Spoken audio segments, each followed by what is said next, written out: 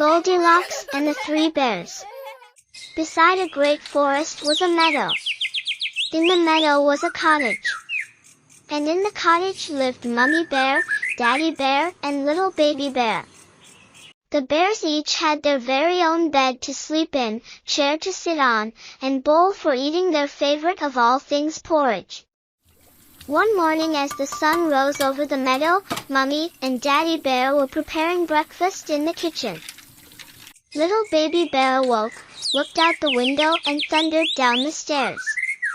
"Mummy, Daddy, look!" cried Little Baby Bear. The baby bear pointed out of the window, where hundreds of fluttering butterflies filled the meadow. Now, it is worth pointing out that besides eating porridge, chasing butterflies was one of Baby Bear's favorite things to do. And she didn't get to do it often as the butterflies only came to the meadow in the springtime. "Please, please, please, can we go out before breakfast?" said Baby Bear. "There are so many butterflies, Mummy. More than I have ever seen. I simply must go out now. Oh, please can we go? Please."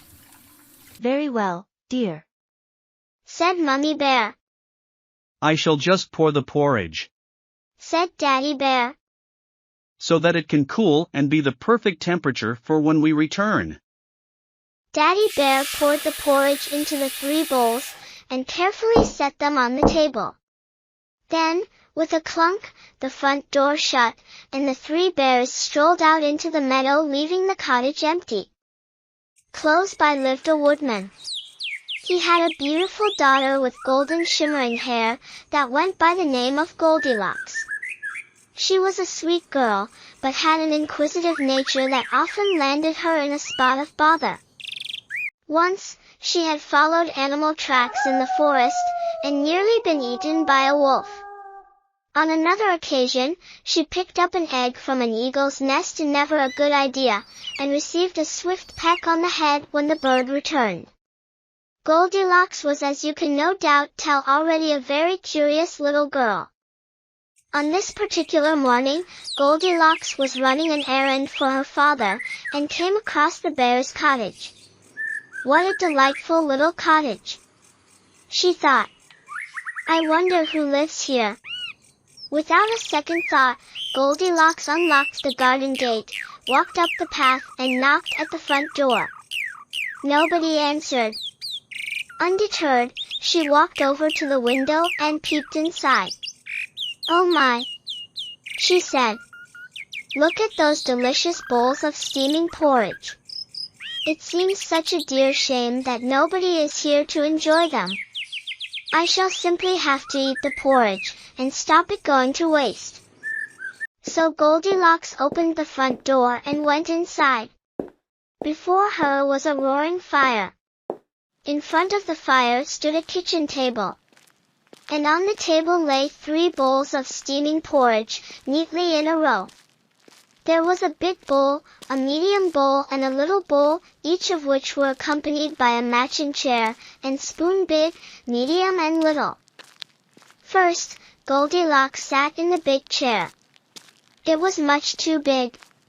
So big, in fact, that her feet didn't touch the floor.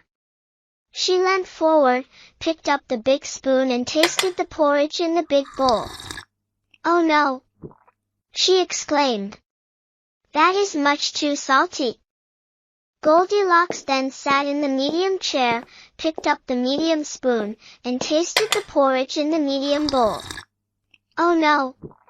she exclaimed. "That is much too bland." Finally, Goldilocks then sat in the little chair, picked up the little spoon, and tasted the porridge in the little bowl. "Ah yes!" she exclaimed. "This one is just right." Suddenly, there was a loud cracking sound. The seat of the little chair, which was much too small for Goldilocks, snapped under her weight. The little bowl flew high into the air, and its contents landed with a soggy splat upon the wall. "Oops," said Goldilocks. "Oh, well. I did have a good fill of porridge, and it has made me very sleepy. Now tired, Goldilocks went upstairs. In front of her stood 3 beds in a row, big, medium, and little. First, Goldilocks tried the big bed. "Oh no!" she exclaimed. "This bed is much too hard." So Goldilocks climbed out of the big bed, not taking any care to replace the sheets as she found them, and got into the medium bed. "Oh no!" she exclaimed. "This bed is much too soft." Goldilocks then climbed out of the medium bed again, leaving the sheets strewn every which way, and got into the little bed. "Ah yes!" she exclaimed. "This one is just right." With that, Goldilocks yawned, pulled the covers up over herself and fell fast asleep. Around 20 minutes passed, and the 3 bears returned from their walk in the meadow. Good golly! Exclaimed Daddy Bear. What in the blazes has been going on in here? And who has been eating my porridge? He looked mightily angry. Mummy Bear walked up to the table, lifted up her bowl, and inspected it carefully. And who has been eating my porridge? She growled through her large and very sharp clenched teeth. "Mummy, Daddy, look!" cried little baby bear. "My chair is broken, my bowl is empty, and there is a great dollop of porridge on the wall." The 3 bears were incensed, and set about the house at once to find the intruder. They inspected every inch of the downstairs looking for clues, but they found nothing. Follow me, whispered Daddy Bear, making his way quietly across the hallway and up the stairs. When he reached the top, he stopped, and stared at their 3 usually very tidy beds. Who has been lying in my bed? Roared Daddy Bear. Mummy Bear quickly stepped forward, took a glimpse at her tumbled bedsheets, and said, And who has been lying in my bed? Little baby bear looked at her bed, the very bed that Goldilocks was sleeping in. "Daddy," she whispered, "there is a little girl in my bed." "Aha!" he replied triumphantly. "This must be the beastly intruder. I will gobble her up at once as punishment for her naughty disrespect." Goldilocks awoke with a start. I think you may just agree that the sight of 3 hungry bears at the end of your bed is enough to give anyone the heebie-jeebies. And, let me tell you, Goldilocks was no different. Quick as a whip she sprang up, jumped from the bed, and skipped through the open window, before any of the bears could lay a paw on her. Outside the window was a drainpipe. Goldilocks grabbed the drainpipe with both hands, shimmied down it, and then ran home as fast as her legs would carry her while the bears looked on from the bedroom window. Goldilocks arrived home out of breath, and sweaty from having run all the way. "Goldilocks, my dear daughter," said the woodman. "did you collect the eggs from Mrs. Brown's farm as I asked?" "No, Daddy, I got distracted," "Not again, Goldilocks. sighed the woodman. Whatever have you been up to this time?" "I found an empty cottage, Daddy. And it had 3 bowls of porridge on the table, so I went in and helped myself." "You did what?" "I'm sorry, Daddy. I really am. I didn't know that the bears lived there, and promise I didn't mean to break the chair or slop porridge on the wall." The woodman looked at Goldilocks. "I am very disappointed in you. Said the woodman. How do you propose to make amends for your thoughtlessness?" Goldilocks was silent for a moment, deep in thought. "Perhaps, Daddy," she said at last, "I can write them a letter to say sorry. But I think Baby Bear would also like a new chair, and I should replace the porridge oats that I ate." The woodman smiled. "Good idea," he said.